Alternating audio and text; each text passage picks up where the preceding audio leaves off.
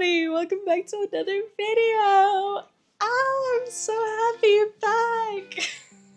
Hello everybody, welcome back to my channel, or welcome if you're new. My name is Nikki, and today we're talking about all things content creation. I'm so excited to share this with you because it's going to be a very big rundown of pretty much everything that I know about this space, and mind you, it is my job, so I'm going to try to fit it into one YouTube video. You could be just starting out, or you already are doing content creation, but either way, I'm pretty sure you're going to learn at least one new thing in this video. Now, if you've already started posting to social media, then you're doing something right, because social media is like the best tool out there right now to either expand your business, expand your personal brand, and just lead to many, many opportunities. I mean, we're always on our phones now, we're pretty much addicted, so if you can't beat it, join it. Now, the notion that I think a lot of people are getting wrong nowadays is that they think that the number of followers is the most important thing, pretty much. But I will tell you, it is not. As someone with almost 1 million followers on each and every platform, I think it's actually more important to have that strong, tight community, even if it's smaller amount of followers, than a huge amount of followers with no engagement and no community at all. Even the way that brands have started changing the way they work with creators and allocating one budget of campaign towards a lot of micro creators as opposed to one macro creator. So don't be discouraged, because the ball may actually be in your court. All right, let's get started from step one, which is ground zero. What are you starting with? Your niche. Your niche and your inspiration for your videos. See, before even I became a lifestyle content creator with travel, beauty, fashion, I had to start with one niche and one niche only. The goal here is to first focus on attracting a small community that has the same interests as you of that niche. And then as time goes on, they're going to stick by you and they're going to start watching towards everything that you do later on and expand into the greater lifestyle niche. Here's a list of common niches for you. And remember, if one niche isn't working out for a couple of months and you're just really upset about it, then you could always try another interest of yours, and maybe that will work better. Choose a niche based on your interests, but also your skills. What can you teach someone that they don't already know about a certain topic? Or if you're like really stuck, try thinking of the compliments that you've received in the past. For example, oh my gosh, your outfits are always fire, or wow, your blowout always looks really good. So the fashion niche or the hair niche, there's always going to be something that you're better at than other people, so find what you're good at. After you found a niche, go and find some creators that are in that niche that you could get inspiration from. I'm not saying necessarily copy their videos, but you could always start consuming their videos a little more, and then naturally ideas will start popping into your head from either what you've seen from them or a similar idea but not exactly copying. So I started with the posing niche. I was teaching people what kind of poses they could do in their photos, and I still do it to this day. Side note, you're never going to really get rid of a niche completely, because the people that followed me from like 3 years ago, there's still a good chunk of them that are following me now and still expect to see those posing videos from my channel. So I kind of just do it for them, for the homies. And that is also a guaranteed video now on my pages that goes viral every time, because that was my niche that I started with. And it's kind of like a habitual reward at this point. But before I actually found this posing niche, I saw this guy do it, and I saw his posing videos first, and I was like, maybe I could do the same thing, but instead of how he used Pinterest photos for the final poses, I can use my own photography, because I used to be a photographer back then. So in that sense, I kind of twisted the video to my own style, I changed something about it, and I made it work for me. Step 2, you want to recognize yourself as a personal brand. The key to monetizing your content creation eventually is to start looking at yourself as a brand. You're the face of your personal brand, so how exactly do you want it to appear to others? First, establish what your tone is going to be. Serious, energetic, funny, educational. Next, what is your mission? What kind of impression do you want people to get from you when they see your videos? What is your impact going to be when someone watches a video of yours? What do you want them to take with them after they've seen your video? It's thinking about it a little deep, but like, it's true, even if it's as simple as some new poses for their next photo shoot. Next, who is your target audience going to be? Who is your demographic that you're making these videos for? Because at the end of the day, you're not making these videos for yourself. I mean, you could be very passionate about it, but still, the videos that you're putting out there have got to appeal to an audience. Having the target audience in mind for your video ideas and creation is always going to help you make the right kind of videos and find the right kind of audience for you. Now, when I said think of yourself as a personal brand, this is very similar to thinking of just any brand out there. Take two beauty brands, for example, Kosas and Valentino Beauty.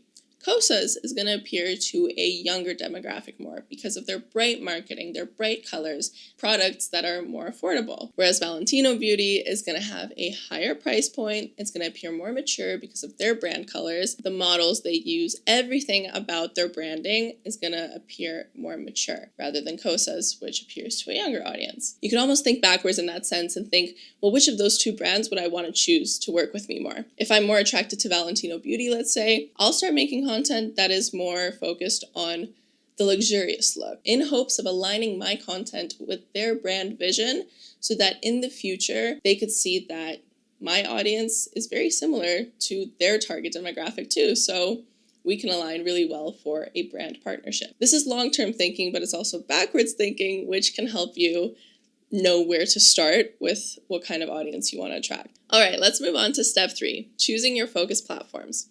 So Instagram and TikTok, the most popular ones, focus on very short form content. TikTok is more of an open sea of a platform, so you could post anything and everything and there's a chance that it will go viral. You could spam post on TikTok, whereas for Instagram, you'll probably want to be a little more selective. Instagram content is going to have a little bit more strategy towards it with a little bit more of a touched up feed. And if you're trying to choose between the two, don't. Post on both. I'm not going to sit here and say that I do post all of my TikToks on my Instagram because I don't. I'm much more selective with it, but there's a good chunk of TikToks that I repurpose to post on my Instagram. Now, YouTube has both short form and long form content. YouTube, in my opinion, is the GOAT. It's my longest platform, I gotta say that. So YouTube has both short form and long form content. It is popular for both, and it is not a bad thing to do both or either. Now, I will say YouTube Shorts was my key to building a large YouTube audience very, very fast. I hopped on YouTube Shorts as soon as it came out, and I think that's one of the things that helped. But YouTube Shorts is still pretty new, and a lot of brands are also catching up now to YouTube being one of the platforms that they've been frankly missing out on. Even my social media agency that manages me has said that brands have started inquiring more about YouTube creators, whereas YouTube long-form content is not going to be the best at helping you grow a large fan base on YouTube.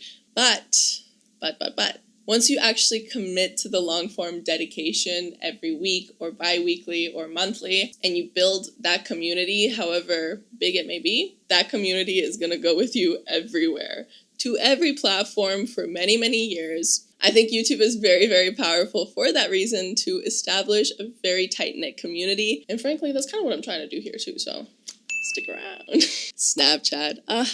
The platform that I will never re-download because it reminds me of high school. But it could be for you.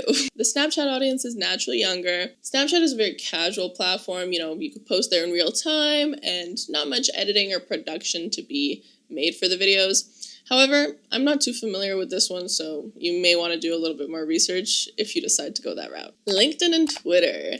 Get your little nerdy glasses on because this is going to be for the thought leaders of the world. This is for professionals in tech, business, finance. LinkedIn and Twitter goes a much more educational and network-focused route, which could be really good for you based on your career goals. If you want to do not just content creation and you want to go into business or finance or use content as a way to get to that route, then LinkedIn and Twitter gotta be your key ones. And lastly, Pinterest. This is a platform for ideas. Think cooking, room decor, outfits. Pinterest is where we go for inspiration. But I wouldn't say make that your main platform because I think it's still a very small platform compared to the other ones. Having 2 to 3 main platforms is going to ensure that you're not reliant on just one. So in case a TikTok ban ever happens again, you're not stuck. It diversifies your audience into various country demographics, age demographics. Think about it. Some platforms are not even available in certain countries.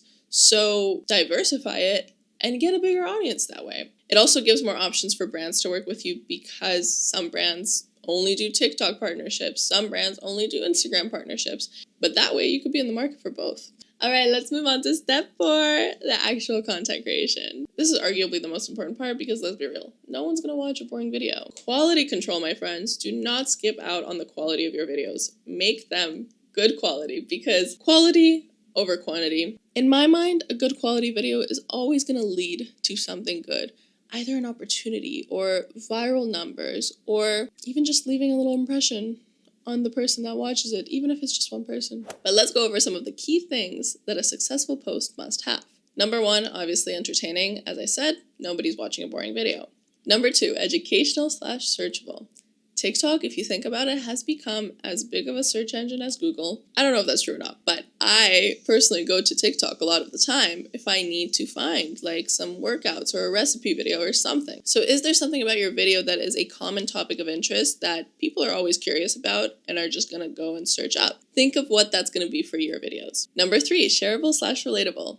Shares are one of the engagement tactics that are gonna help the algorithm determine that your video is good and it's worth pushing out there to a bigger audience. So go in the mindset of the viewer and be like, okay, well, would this be a video that I share with my friends? Think about the comedy niche, for example. Funny videos are always getting shared around because people just want to spread that energy and make their friends or family laugh. Number 4, engaging/discussable. This kind of goes along with the previous point, but give people something to talk about. For example, take something that a lot of people will do one way, and for some reason you do it a different way. Make a video about that and be like, well, y'all do this, but I do this. Everyone's going to start talking about it, being like, well, why do you do that? Da-da-da, what's the point? Da-da-da, everyone's going to be interested, you know? Or if you want to go a more controversial route, make a video saying you look like some kind of celebrity, which you don't look like at all. Then all the comments are going to be like, girl, are you delusional? What are you talking about? But that gives them something to talk about. That gives you those comments. Even if they're random comments, even if they're hate comments, they're still comments. Okay, maybe don't go the controversial route, but think of things that will be discussable. And lastly, memorable/savable. Saves are just as powerful as shares. So what's a video that you can make that someone's going to find so valuable in what you just said or something that you just shared that they're going to want to save and come back to later? Say if you made a video about a certain product that you're like, oh my god, this saved me from dandruff. Someone's going to save that video and come back to it later when they're at the store looking for that product that's going to save their dandruff. So you just helped that person out, and they also boosted your algorithm of your video because they saved it. And with all of those points goes the main fact that you should be making your content more outward focused. Instead of positioning a video as, I did this to grow my abs. I did that. I am so cool. Nobody cares. People are way more focused on themselves. So if something is directed at them, then they're more likely to watch it. Your content is about the person watching, not you. Quickly, let's run over trends. Should your content be trendy? Trends come and go. It's hard to hop on them just as they are on the uprise, but if you catch a trend at the right timing, then it could work in your favor. I'll only really do it if I relate to the trend and if I see it as a pretty easy video to make. Trending audios, on the other hand, are a big yes. Algorithms just favor trending audios, so even if it's just a talking video, then put a trending song behind it, but make it at volume 0 or volume 1. If you do want to do a lot of trends though, just make sure at least some of them align with your niche. And another way that you could also follow trends is not just the popular videos that are going around constantly, but things in pop culture that are going around. Think TV shows or the Oscars or whatever. Trends, good to do in the 20 to 30% of your whole content ratio. Now let's go over some production elements. Good lighting is a must, whether it be natural lighting or a selfie light or a lamp. A good background. Make sure it's not too distracting or messy because you want to be the focus of your video, not your background. Position yourself in the video according to the boundaries on screen. So leaving space for overlays, leaving space for text. Film in 4K if you want the best quality of videos. Either 4K 30 frames per second or 4K 60 frames per second. This is easily changeable in your phone or camera settings. Oh, and speaking of, you don't need any fancy equipment to start content creation. If you have a phone, that will do just fine. Okay, pause. There's something that I want to tell you. If you don't already know, I have an iPhone photography course. If you want to learn how to take your IG photos to the next level, this course is all you need. It's a little less than 2 hours long, and it's also only $47 with the value of much more. I would really appreciate your support on this. I'm going to leave the link in my bio. So yeah, for all the tips, all my knowledge of posing and taking good photos, it's all going to be in Niki's Pocket Guide to Pocket Photography, and I hope you check it out. Okay, let's move on. If you're filming on your phone, make sure to film in the phone camera as opposed to in-app, because unless you're just posting to TikTok, there's really no point in using the app cameras because they're kind of wonky at times. For editing videos, CapCut is my go-to. It has everything I need. For long form, I use Final Cut Pro, which is paid for, but I used iMovie for a long time, so you could use that too. Color editing. This is one that people skip often, but I find it can make your video be really aesthetically pleasing to watch. So I'll use either the Photos app just to adjust a few coloring, or CapCut. For text, make sure that your fonts are very simple. You want to make sure that it's really easy to follow along as the viewer, because nobody can read like a super fancy font as fast as they can read like Helvetica Newy. Make sure that your text stands out from your background, or else it's also really hard to read. I also try to leave space at the top when filming for text, because I know that that's where I'll put like my titles. And also make sure that your titles are at the top instead of being like in the middle or the bottom. If it's captions, you could put it like in the middle or bottom, but if it's the main title of your video, leave it at the top. And make sure that the text is eye-catching. Find a style that will look good on your videos. For educational videos or story times where simple text should stand out more, maybe try using like red text or bigger, like bolder text if you really want to like put a point across. If you want to go for like an aesthetic route more so, then like the tiny white text is really good. I do it all the time. Voiceovers will make a video that much more engaging instead of just playing music for a whole minute. I'd say voiceovers are good for like the longer videos rather than like a 10-second one. And voiceovers are also a great way to make sure that your viewer is not reading a textbook, okay? They're watching a video. Captions are a great way for people that can't hear a video if they're on the bus or something. So if you're talking a lot or if there's a voiceover, make sure to put those captions, because at the end of the day, it could even help that video get more views because people are able to watch it whenever, wherever. Wherever, we're meant to be together. I'm on my Shakira wave right now. Trendy sounds. I mentioned it before, but really good thing to use to make sure that your video pops off a little more, because think of how many times you've seen original audio. Not much. Now, how to tell if an audio is trending. On TikTok, you'll be able to tell if you click on the audio, and you'll be able to see how many videos are under the audio. So if it's a really big number, then the audio is probably really good to use. And if you want to check like how relevant that TikTok audio still is, then just check which recent videos are there, like how long ago they were posted. And for Instagram, there's usually an up arrow beside the sound that also tells you that it's trending. And lastly, just make sure you're uploading your videos at the highest quality possible. So if you're filming in 4K, then you probably want to export it in 4K too. So on CapCut, my settings are always to the max just to preserve that quality. On Instagram, go to your settings and search up media quality. And then there will be a setting that will say upload at highest quality at all times. And then on TikTok, right before you go to post a video, you can click on advanced settings and you could upload at highest quality as well. So those two little hidden settings will help you upload at highest quality on each of those platforms. Duration of the video is also really, really important. You want to make sure to grab the viewer's attention in the first 3 seconds of the video, whether it be the text on screen or something you say in the video or something that you show in the video. How is someone going to get hooked into watching the rest of your video? Also, if it helps, just ask a family member or a friend and show them the video and be like, would you watch this all the way through? Be honest. That's what I do a lot. Because even sometimes when you're editing, you'll kind of become like blindsided to the video and you won't realize if it's boring or not. So it could be really good to get someone else's perspective right before you go and post it. Now, short form content that is longer has actually become way more popular. So any TikTok story times that are like 2 to 3 minutes long actually get a good amount of views. Instagram and YouTube Shorts have also started liking the longer short form videos to try and think of some ways that you can make a longer video but still make it engaging. Something about story times for me as a viewer are so interesting that I'll just watch a 3-minute TikTok and not even think that 3 minutes went by. Just make sure to experiment with different durations, and then later in analytics you could see how much of the video, how many seconds are people actually watching. You could also be a little sneaky and make a longer story time, but divide it into 2 videos. At the end of the part 1, you'll say, hey, come back to part 2. Do it at the end because people won't expect it, and it's sneakier that way and kind of makes you a bad person, but still. Now think of some ways that you can make your audience stay for the whole duration of the video. For example, a song with a beat drop where the beat drops at one point and a point of the video is revealed. But even in that first part of the video, the person is still watching all the way through, just waiting, anticipating for that beat drop. But while they're waiting for the beat drop, it's also giving you a good amount of seconds of the video watched. You could even add text and be like, wait for it, or almost there, like, keep watching, da da da. It's so annoying, but it works.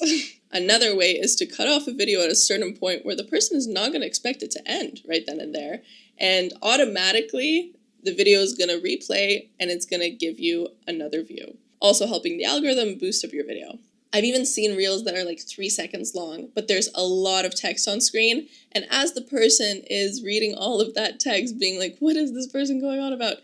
The video is replaying, and it's driving the algorithm to get you more views and to favor your video. For post-production elements, make sure that your caption is obviously relevant to the video. I keep my captions pretty short unless sometimes I will make a very long caption that will kind of have the same effect as a really big paragraph in the video, but it's in the caption instead. So that leads the viewer to reading the caption, reading that long paragraph that's in the caption, and at the same time it's also replaying the video constantly and driving the algorithm to favor that video more. For captions, you can include the call to action where you're being like, oh, drop a like if you want to see more videos like this, or share this with your friends, or even asking them a question that they can respond to in the comments. Another call to action would be to drive someone from one platform to another, being like, hey, I just actually posted a long form video about this topic. If you want to go watch it, go check out my YouTube channel. And other spots where you could put a call to action besides the caption is a pinned comment, or a story post, or even just text on the video. For my posting videos, at the last 3 seconds, I would put follow for more, and I actually found that that worked pretty well. For hashtags, keep it to like 3 to 5 relevant hashtags on whichever platform you're posting on. And make sure to always have a good thumbnail, not necessarily clickbait for the video, because we've debunked that that is a fake way of advertising, but a thumbnail that exaggerates your video slightly is never a horrible thing. I always, like especially for YouTube videos, ask my friends which thumbnail they would rather click on if it were to appear in their feed. So getting other people's advice, getting fresh perspectives is always good when it comes to thumbnails. And my last point, step 5, is consistency and growth. Now, I know when you first start posting, you're going to want to see some viral videos. You're going to want to see some videos popping off. And in order to do this, you've got to post consistently and also experiment with different kinds of videos in your niche. Test until the point where you see a video pop off, and that is when you're going to repeat that same concept a few more times and get the ball rolling. When I saw that posing video pop off, guess what I did? 5 more of those. And I've been doing 1 a week ever since. So if something works, don't ignore it. Make it work for you again. Just remember that you're staying consistent in your niche, but just don't spread yourself thin doing everything all at once and eventually lead to burnout. And another key tip I have for you is to start a series. When I was trying really hard to get from like 500K on Instagram to 1 million, I started doing series. I did 30 days of photo ideas, and then shortly after, 30 days of hairstyles. And guess what? They popped off. The reason that series in your niche are good is because people are always going to want to come back for the rest of the days, especially if you're doing it in numerical order and you're like day 1, day 2, day 3. You don't have to post them daily, like of the month, starting like March 1st, March 2nd, March 3rd. But that is kind of like the only way I ever did it, was posting daily and really committing to that series.